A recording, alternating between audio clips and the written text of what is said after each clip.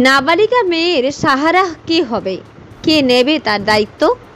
সকালবেলায় শোকের ছায়া গ্রামবাসীদের চোখে মুখে। কে সাহারা হবে নাবালিকা মেয়ের, কে নেবে তার দায়িত্ব? কারণ তার বাবা আজ আর নেই, কিন্তু কিভাবে? আজ সকাল 6:10-15 নাগাদ বিষ্ণুপুর কতুলপুর রোডের বাগাজলে বিষ্ণুপুরগামী এক পিকআপ ভ্যানের ধাক্কায় পল্টু রায় নামে 37 বছরের বয়স এক ব্যক্তির মৃত্যু হয়েছে। দুর্ঘটনার পর পল্টু রায়কে প্রথমে জয়পুর হাসপাতালে নিয়ে যাওয়া হয়, ওখান থেকে বিষ্ণুপুরে রেফার করা হয়, কিন্তু বিষ্ণুপুর হাসপাতালে তার দুর্ভাগ্যজনকভাবে মৃত্যু হয়। পল্টু রায় বাগাজলে তার শ্বশুর বাড়িতে থাকতো, তার স্ত্রীও প্রয়াত। তার বছর 10 বয়সের এক নাবালিকা মেয়ে রয়েছে। ঘাতক পিকআপ ভ্যানকে ধরা যায়নি। এই ঘটনায় বেলা 3টার সময় থেকে বাঘাজল মোড়ে স্থানীয় মানুষজন বাস দিয়ে পথ অবরোধ করে বিক্ষোভ দেখায়। পরে জয়পুর থানার পুলিশ এসে বিক্ষোভকারীদের সরিয়ে পথ অবরোধ মুক্ত করার চেষ্টা করে, কিন্তু বেলা 4:15 পর্যন্ত বিক্ষোভকারীরা রাস্তার উপর বিক্ষোভ দেখায় বলেই সূত্রের খবর। কিন্তু কোনো ড্রাইভার বেপরোয়াভাবে গাড়ি চালিয়ে এইরকম ঘটনা ঘটালে তাকে আইন কিন্তু ছেড়ে দেবে না।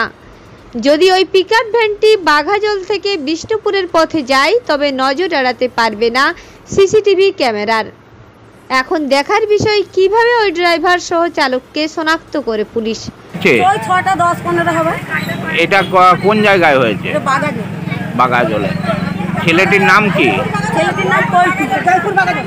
সকাল ওই 6:15 এরকম সময় আমাদের গ্রাম থেকে ওই পারিপুকুর বলে একটা জায়গা আছে, পুকুর আছে, ওখানে পায়খানা বসতে যাচ্ছিল।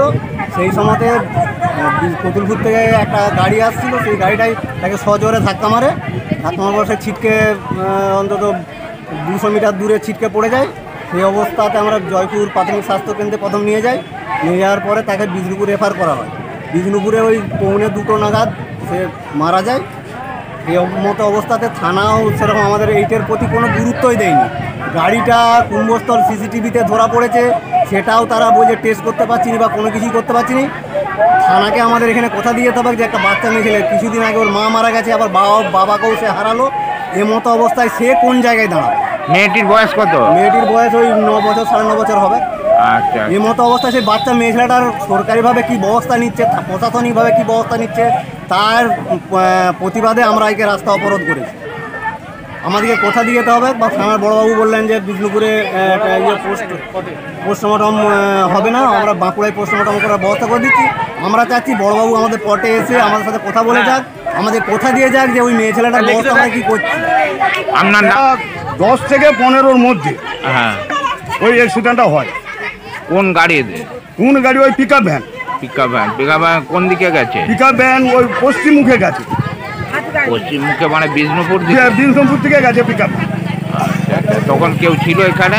তখন এই জায়গায় কেউ ছিল না। আচ্ছা আচ্ছা। পুলিশ বা এখানে তো ট্রাফিক খেয়ে থাকে না, ট্রাফিক তখন আসেনি।